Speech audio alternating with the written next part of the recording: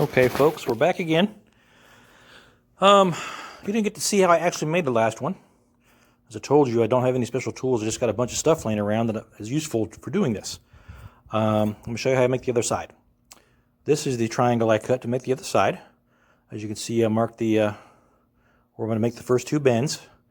And I'm going to attempt the possible and show you how I do this, being as I have to hold my phone in one hand and work with the other until I figure something else out. So we'll grab our hammer. We're going to walk over to the piece of metal I use to make the first two bends. This is the CTS that is undergoing an LS swap. But here we have the lift. And these very convenient, very thick flanges, 1/2 inch thick metal, that I will use to make the bends. As I told you earlier, I line up the lines. See if you can see this at all. Up under here. I'm going to clamp this down with some vice grip clamps. I'll go get those in just a second, and I'll start the bend. I'll pause the video for just a second, and then I'll get right back to you. Okay, we're back here. As you can see, I've just clamped it to that flange. Lined my line up real good. And let's take the old hammer.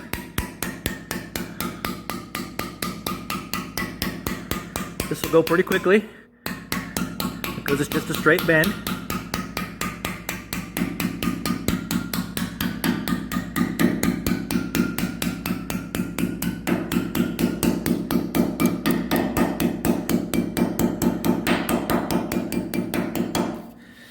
Alrighty.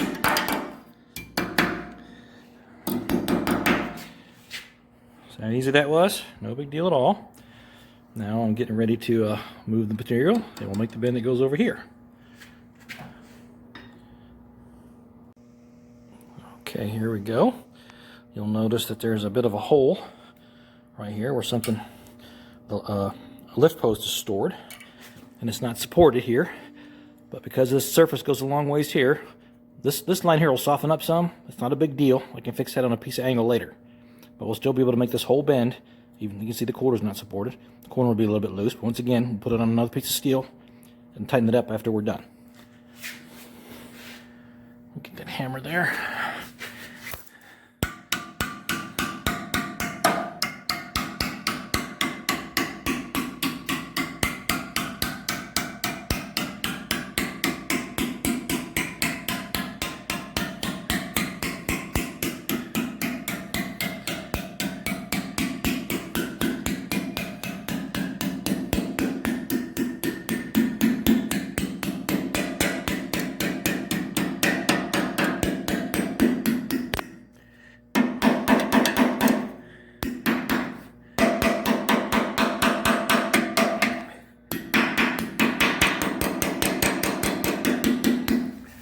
Alrighty, got those two done.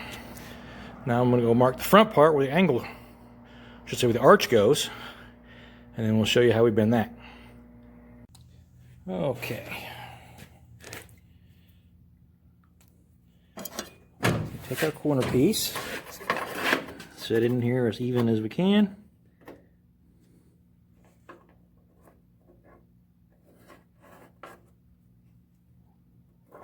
Trace our body.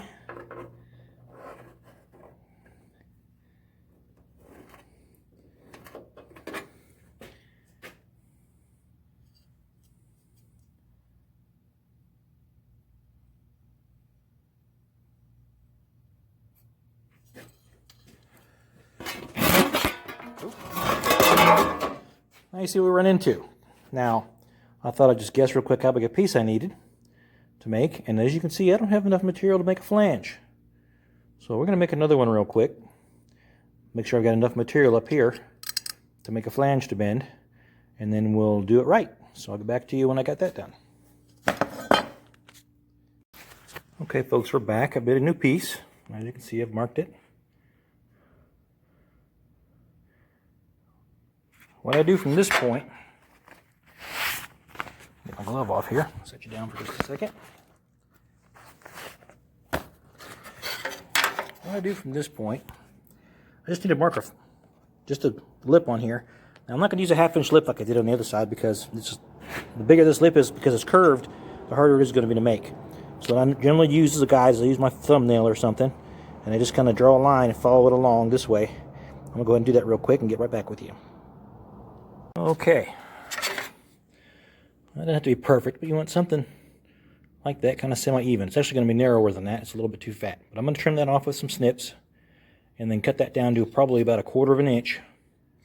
So where I'm not only bending over about 1/4 of an inch. And then we'll take it over to the old brake rotor, and I'll show you how I do that part of it.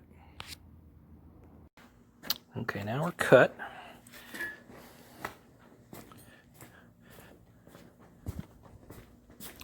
Walk over here to the old brake rotor.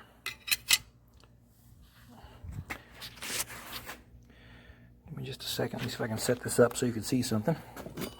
I'm working on here.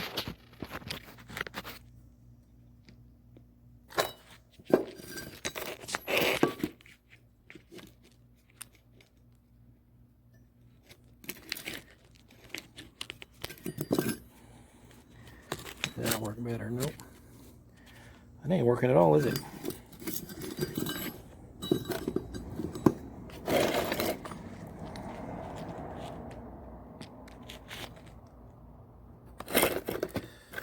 Everything here out of the way.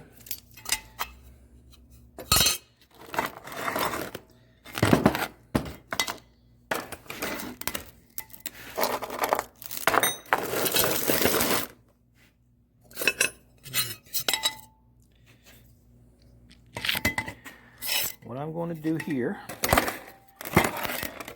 is I'm going to start on one end. I'm going to put this line on the edge of the rotor. I'm going to slowly tap it down and then keep moving this piece around, keeping the line on the edge of that rotor, and slowly tap it down. Now I'm going to have to go over it a couple of times, 3 or 4 times, to get it down. But I'll show you that here in just a second. Okay, you can see the line, then it goes off as it goes farther down.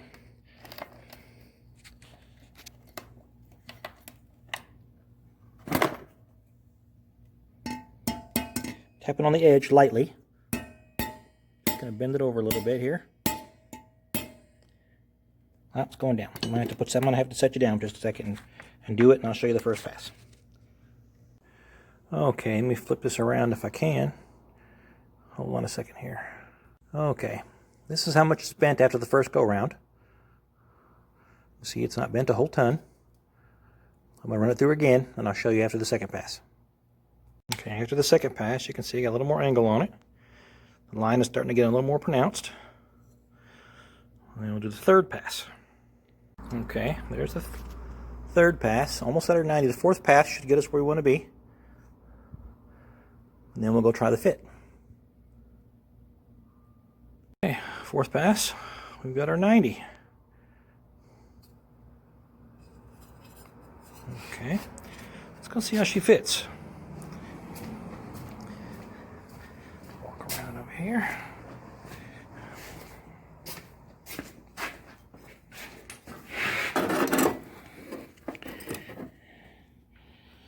Look at there. Let me fit up. Okay. Like I said, if I can do it, anybody can do it. Just take your time and be willing to learn something new. God bless and have a wonderful day.